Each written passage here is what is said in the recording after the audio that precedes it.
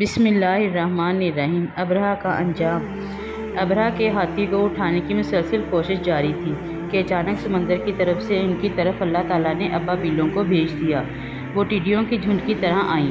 دوسری طرف عبدالمطلب مکہ میں داخل ہوئے، حرم میں پہنچے اور کعبہ کے دروازے کی زنجیر پکڑ کر ابرہہ کے اور اس کے لشکر کے خلاف فتح کی دعا مانگی۔ ان کی دعا کے الفاظ یہ تھے: اے اللہ، یہ بندہ اپنے قافلے اور اپنی جماعت کی حفاظت کر رہا ہے، تو اپنے گھر یعنی بیت اللہ کی حفاظت فرما۔ ابرہہ کا لشکر فتح نہ حاصل کر سکے، ان کی طاقت تیری طاقت کے آگے کچھ بھی نہیں۔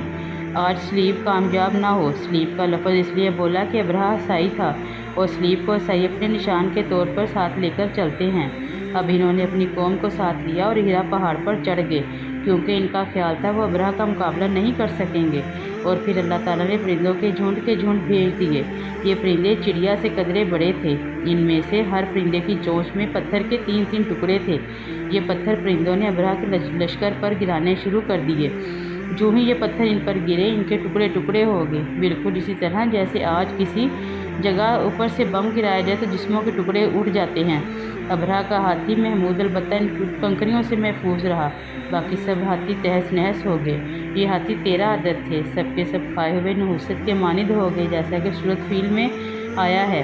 ابرہہ اور اس کے کچھ ساتھی تباہی کا یہ منظر دیکھ کر بری طرح بھاگے، لیکن پرندوں نے ان کو بھی نہ چھوڑا۔ ابرہہ کے بارے میں طبقات میں لکھا ہے کہ اس کے جسم کا ایک ایک عضو الگ ہو کر گرتا چلا گیا، یعنی وہ بھاگ رہا تھا اور اس کے جسم کا ایک ایک حصہ الگ ہو کر گر رہا تھا۔ دوسری طرف عبدالمطلب اس انتظار میں تھے کہ کب حملہ ہوتا ہے، لیکن حملہ آور جب مکہ میں داخل نہ ہوئے تو وہ حالات معلوم کرنے کے لیے نیچے اترے۔ مکہ سے باہر نکلے تب انہوں نے دیکھا سارا لشکر تباہ ہو چکا ہے۔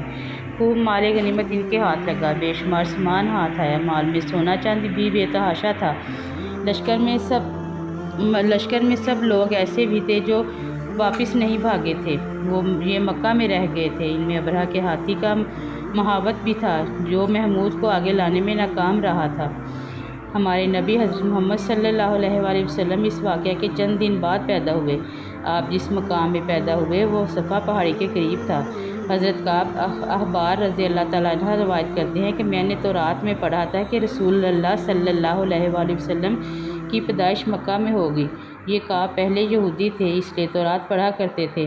دنیا میں آتے ہی حضور اکرم صلی اللہ علیہ وآلہ وسلم روئے۔ حضرت عبدالرحمن بن عوف رضی اللہ عنہ کی والدہ کہتی ہیں کہ جب حضرت آمنہ کے ہاں ولادت ہوئی تو میں وہاں موجود تھی۔ آپ صلی اللہ علیہ وآلہ وسلم میرے ہاتھوں میں آئے۔ یہ غالباً دائیہ تھی، ان کا نام شفا تھا۔ فرماتی ہیں جب آپ میرے ہاتھوں میں آئے تو روئے۔ آپ کے دادا عبدالمطلب کو آپ کی ولادت کی اطلاع دی گئی۔ وہ اس وقت خانہ کعبہ کا طواف کر رہے تھے۔ اطلاع ملنے پر گھر آئے، بچے کو گود میں لیا۔ اس وقت آپ کی والدہ نے ان سے کہا، یہ بچہ عجیب ہے، سجدے کی حالت میں پیدا ہوا، یعنی پیدا ہوتے ہی اس نے پہلے سجدہ کیا، پھر سجدے سے سر اٹھا کر انگلی آسمان کی طرف اٹھائی۔ عبدالمطلب نے آپ کو دیکھا، اس کے بعد آپ کو کعبہ میں لے آئے، آپ کو گود میں لیے رہے اور طواف کرتے رہے، پھر واپس لا کر حضرت آمنہ کو دیا۔ آپ کو عرب کے دستور کے مطابق ایک برتن میں ڈھانپا گیا، لیکن وہ برتن ٹوٹ گیا، آپ کے اوپر سے ہٹ گیا۔ اس وقت آپ اپنا انگوٹھا چوستے نظر آئے۔ اس موقع پر شیطان بری طرح چیخا۔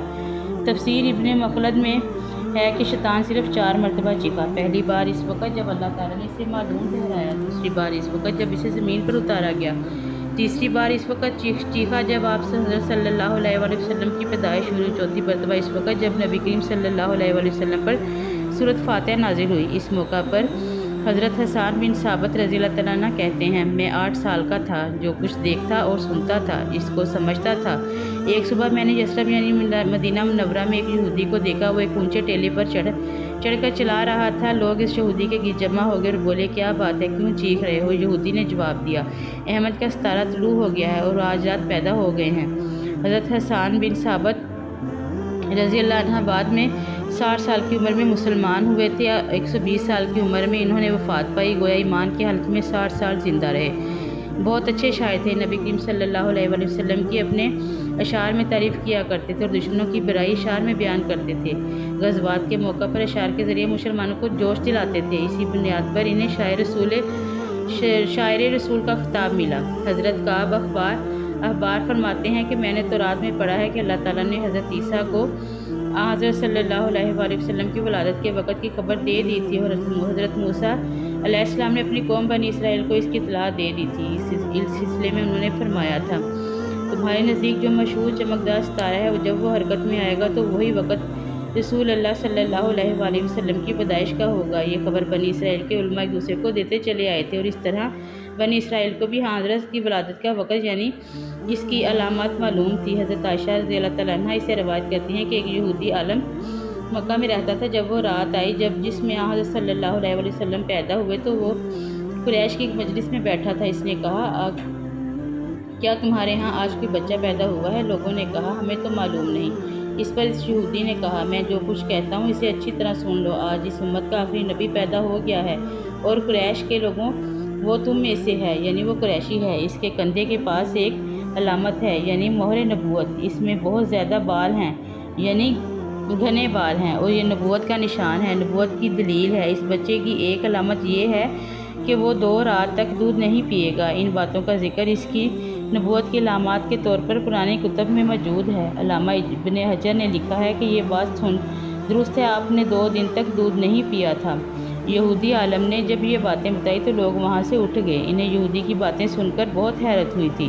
جب وہ لوگ اپنے گھروں میں پہنچے تو ان میں سے ہر ایک نے اس کی باتیں اپنے گھر کے افراد کو بتائیں۔ عورتوں کو چونکہ حضرت آمنہ کے ہاں بیٹا پیدا ہونے کی خبر مل چکی تھی، اس لیے انہوں نے اپنے مردوں کو بتایا، ذرا چل کر مجھے وہ بچہ دکھاؤ۔ لوگ اسے ساتھ لیے حضرت آمنہ کے گھر کے باہر آئے، ان سے بچہ دکھانے کی درخواست کی۔ جب آپ نے بچے کو کپڑے سے نکال کر انہیں دے دیا، لوگوں نے آپ کے کندھے پر سے کپڑا ہٹایا۔ یہودی کی نظر جو ہی مہر نبوت پڑی وہ فوراً بے ہوش ہو کر گر پڑا۔ اسے ہوش آیا تو لوگوں نے اسے پوچھا، تمہیں کیا ہو گیا تھا؟ جواب میں اس نے کہا، میں اس غم سے بے ہوش ہوا تھا کہ میری قوم میں سے نبوت ختم ہو گئی، اور اے قریشیو، اللہ کی قسم یہ بچہ تم پر زبردست غلبہ حاصل کرے گا، اور اس کی شہرت مشرق سے مغرب تک پھیل جائے گی۔